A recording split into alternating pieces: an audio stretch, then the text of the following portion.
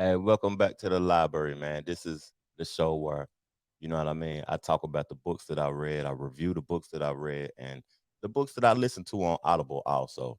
But this book is Carmelo Anthony's book. He's a Hall of Famer. He's a 7 time All Star in the NBA, one of the top 10 best scorers of all time in the NBA. Played college ball at Syracuse. You know, his high school upbringing at Oak Hill. The guy from New York, Baltimore. He a baller, man. So the book, the description of the book is just like it ain't talking about his NBA career. It's talking about the struggles coming up, how he came up, and it's just talking about his upbringing, his childhood, from moving from New York to Baltimore, facing adversity, overcoming trauma and life circumstances. It's talking about mental health and having valuable people in your corner that's looking out for your best interest. You know what I mean? It's a dope book, and I'm gonna just play the little video of him on $1 million worth of game talking about why he created this book. Let's do it. What bring the book about? It was time.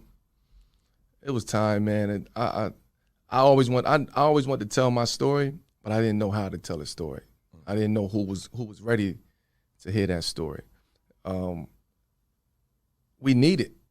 You know what I'm saying? We need more of these stories from people like us. People like me who know I can touch a lot of people out there, a lot of younger generation. And I'll still say I'm glad that I'm still connected a little bit. You know what I'm saying? To a couple generations. To a generation that's older than us and the generation that's younger than us. And the younger generation. Oh, you connected. You know what I'm saying? So but I built that off of this story. Right. And my basics in life and my morals and what I stand on. You know what I'm saying? And the way that I operate. That's what this story is about. But this is about, survival. Right. Like what it's like to survive that concrete is different. It's concrete, totally but that concrete shape you into a person that man could go through anything, man. Man, I'll say, I used to feel like absolutely. I can make it through, man. But see, when you going through it, you don't think that. No. When I was 13, 14, it's like, man, fuck this? Like, what is life? Right. Like, you know what I'm saying? I ain't making it out here. There's no way I can make it out of here. I ain't got a shot. I'm going to die. Man, he just got killed yesterday. He just got hit by a car. He just got hit by the police riding on a dirt bike. My man who was just with me yesterday got 30 years. He doing juvie life. Like, you know what I'm saying? So it was like, man, ain't no hope. I don't got no hope in this. And basketball was the last thing that I ever thought about. And to beat all that is like, and I'm glad it's out here because you have a platform and you're big, because, once you get into sports, there's a whole different people looking at us. Yeah. And a lot of people really don't know our story at the bottom.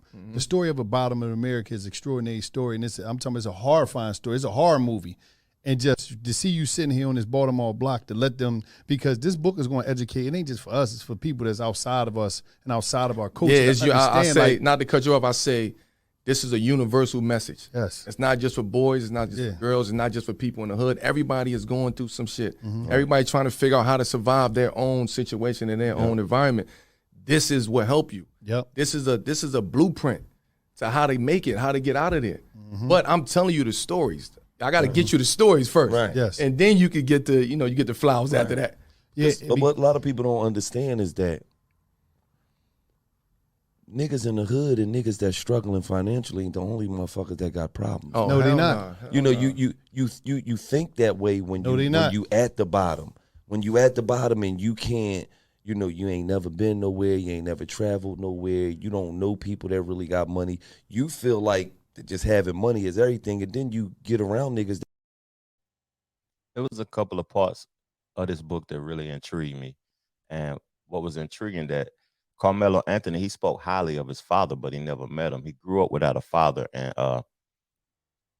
achieving the amount of success that he's achieved to not have a father, like when you see most families in the hood, they just be the mother and the kids. You never see the fathers around, or it be some dude creeping in trying to get some from the mom or whatever. You never see a household in the hood. I didn't anyway, growing up in the hood that I grew up in. But it was a page, a chapter that he was talking about his mother, and he thought his mother was a nurse. She worked at the hospital because they never was poor.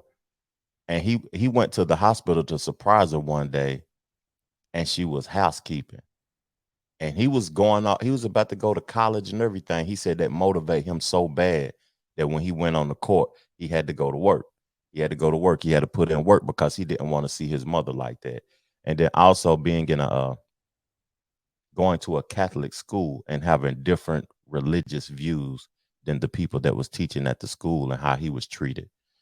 That was a good part of the book also, because everybody view ain't the same. So you shouldn't have to look at another individual different because they view something different from you.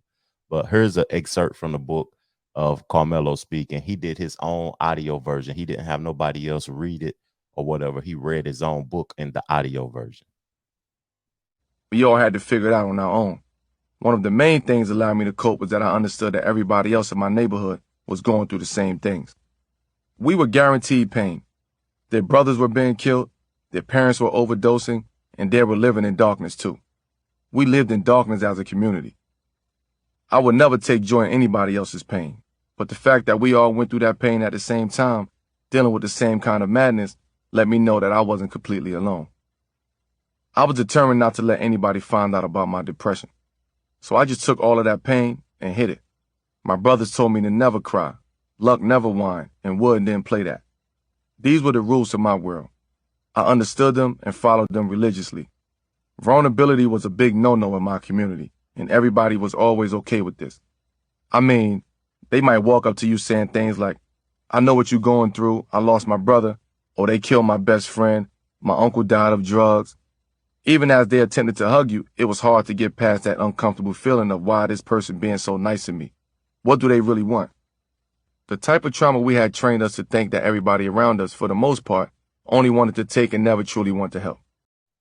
You know, it's crazy, like me thinking about this era that we're living in now, and people use all the words like anxiety, trauma, stress, mental health.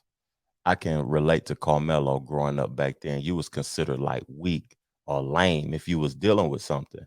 Nowadays, I don't even want to call them excuses because people will think that I'm talking bad about people that's dealing with something when I'm not. But in the era I grew up in, that was an excuse. Or you was lame or you was slow. They would say something bad about you. Just deal with it and continue to move forward. And that's what made people tougher that lived that previous lifestyle than the people that's going and growing up today. Like you always have an excuse for why you're going through something or why you're dealing with something. It's trauma. I'm stressed. I'm this. I'm that. I got anxiety. I got this. I got that. But it is what it is, man. And salute. I rate the book a 3.5 out of 5 because it was stale a little bit in some areas, but it's a dope book, and I would suggest you purchase it. But you already know the lingo. Peace, love, plenty abundance, and go get you some money. I'm out.